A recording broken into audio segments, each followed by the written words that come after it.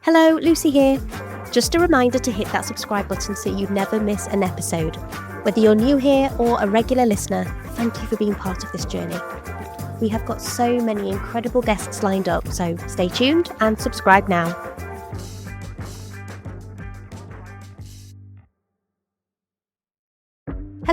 Hello. Is this on? How are you? Hello, Lucy here. I will drop a link in the show notes. Show notes? Show notes. Hello, welcome to the Wilderness of Creativity. If you are new here, my name is Lucy. I am the host of the podcast. And if you've been following me for a little while, welcome back. Obviously, in true Lucy style, I have left things to the very last minute. I have only just pressed record. It is 12:40. I do have to edit this episode before it goes out. And we're also going to see Santa this afternoon, so it's busy. I hope you're well. I hope you've had a really good weekend. And this actually feels kind of perfect because I am realising more and more that I don't want to force my creativity. In fact, I don't want to force anything. I've spent so much of my time waiting for the right moment, waiting for the right words. You know, when the time was right, I'd know what to say. Well, maybe the time is now. I'm currently sat in my conservatory. This is my current podcast studio. It's raining and there's a kind of comforting cold in the air. You know, the kind that makes you want to wrap up in a blanket. Well, it's moments like this that I dream a little. I dream of having my own podcast studio one day. Swanky, soundproof, proper mic, perfect acoustics, lights, maybe a little shelf with plants, fairy lights. But for now, this humble, slightly drafty, cosy conservatory will do. It holds all of my ideas, all of my half-formed thoughts, all of the little sparks that I haven't yet turned into words, and honestly, that just feels enough right now. I'd love to know where you do your creative work. Let me know in the comments or drop me a little message and let me know. So why are we here? A little bit of context. I've just got off the phone with the lovely Lorraine, Feng Shui Lorraine. Yes, that is her full title. She just reached out to me because she knows that the last couple of weeks have been particularly difficult. So we started, perhaps unsurprisingly, in the house. Because sometimes, she said, shifting energy starts at home. So we talked about clearing the hallways, clearing behind the doors, clearing clutter, fixing little things like handles or leaks or anything that feels loose. And I laughed because guess what? Just this week, I noticed my front door handle is wobbly. Nobody likes a loose entranceway, right? So yes, that handle needs fixing.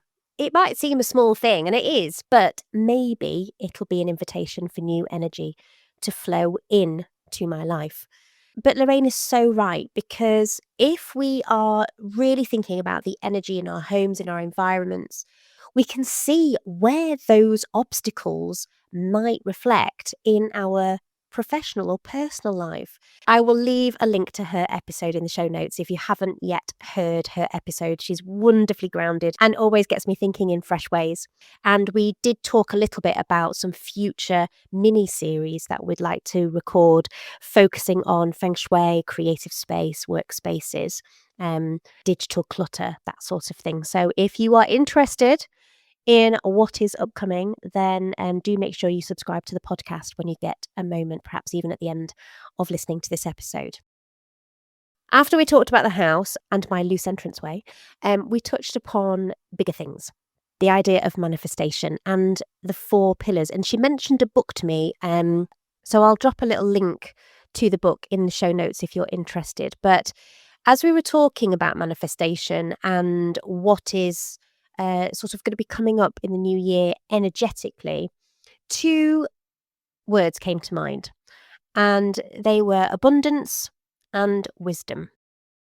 Because my recent months of conversations with guests, with friends, have brought so much wisdom. And what struck me again and again is how many people have used their creativity to shift through these life-changing events, whether to start new businesses or heal from breakups, to reconnect with passions that they have potentially forgotten about or rediscover themselves.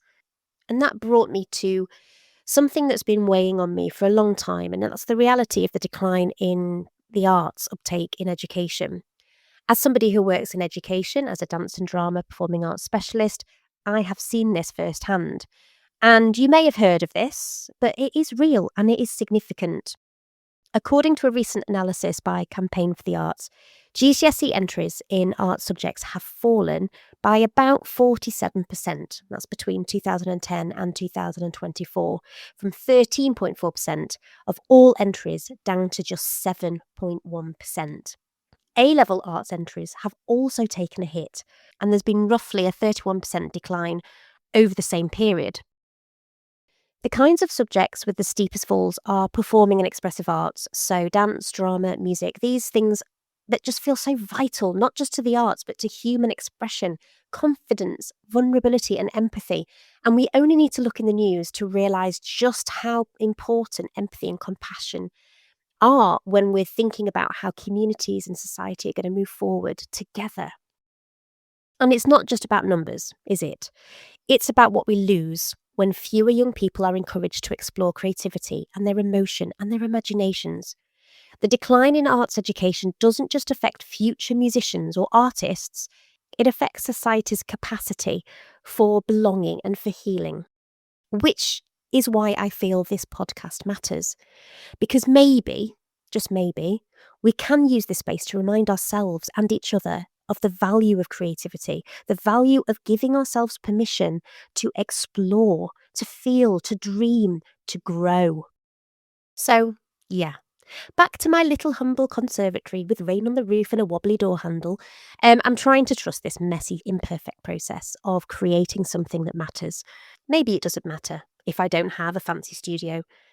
Maybe what matters is honesty, authenticity, the willingness to lean into discomfort, to let words come and be real, to let the words come when they're ready. And that, I think, might resonate with some of you. Maybe you're a creative feeling lost, feeling like the world doesn't value what you do, feeling stuck. Maybe you have dreams of writing, of creating music, of art, of healing, of change, and somewhere along the way, you have quietly shelved them. If that's you, I want you to hear this. You are not alone. I see you, and I see that spark, and I believe in it. And there's so much to look forward to. Early in the new year, we enter what in the Chinese calendar is the year of the fire horse. Fire horse energy, powerful, dynamic, restless, and alive. I don't know exactly what it will bring, but I suspect change, momentum, and action. In January, we are going to be leading the second Lost and Found workshop with the lovely Amy Blakeman. She is a menstrual cycle coach, and we are going to be running a 90-minute online workshop where you're going to learn about how your cycle truly works. You're going to explore the inner seasons that influence your energy, your mood, and confidence each month. And you're also going to gain practical tools to work with your cycle to support your well-being and tap into your unique strengths. I absolutely know that you're going to walk away with a deeper body awareness and a renewed sense of clarity and confidence. And it's funny because Amy and I have been chatting today, obviously it's Sunday, and she asked me, what do I understand about creative clarity? I sat there for a little while and I thought, it's quite a tricky thing to put into words, but this is what I've come up with. Purpose-driven work grounded in self-care, self-compassion, and reflection. It's about moving away from productivity and product to process and flow, which enables creative ideas to drop in organically. That's what I think we're going to be exploring, and that's what I'm hoping you're going to walk away with after you have attended the workshop. So this workshop's going to be running on the 15th of January from 8 o'clock in the evening. So do keep an eye out for all the sign up and the workshop information that's coming out very soon. We are also going to be running our second instalment of the Lost and Found workshop with Dr. Stacey Moon Tracy. Deeper conversations about her creative process as a playwright and her work with the ICU nurses that really informed her writing of her play Critical Care. On the merchandise side, drumroll please, I do want to say a massive thank you to everyone who has engaged with the Christmas giveaway so far. There are still some items to be won. So do get in touch. You just need to choose a number. I think we've got 1, 3, 4 and 12 still available.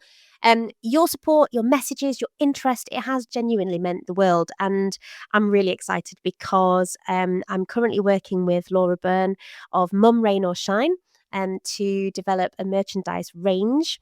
And her design input, her calm, grounded energy, her kindness has really, really energized me. She's helped take this podcast to the next level because she's listened to my ideas and she sees the potential in it. And I could not wish for a better person to be collaborating with right now. So a link to her socials will be provided in the show notes. And beyond that, I have been quietly speaking to some incredible people about joining us on the podcast next year. A big milestone ahead. I am aiming for episode 100. Woo! Yes, 100 conversations, 100 stories, 100 moments. I cannot believe that I'm saying this. Sarah McDowell, if you're listening to this, 100 episodes, like that is absolutely crazy. I didn't even have a laptop. So I want to hear from you. Why do you listen to the podcast? What do you want more of? And what do you want less of? Because let's face it, there are lots of things that I could probably edit out. And also, what would make this space more useful, more nourishing, more real for you? So drop me a DM or email or comment on the socials and tell me brutally, but gently, but be honest. If you are a creative or someone who's felt like perhaps your creativity got lost along the way this year and you're listening thinking, yep, that's me, let's take this road less travelled together. If you'd like to collaborate next year, maybe a guest spot, maybe a workshop, a conversation, then reach out. I would love to hear from you. So thank you for showing up, for sitting with me, for welcoming this imperfect, unpolished, last-minute Lucy episode. You are not alone. Keep dreaming, keep creating, keep trusting your creativity. And remember that I am your biggest fan. I will see you in the new year, hopefully. And until then, stay wild.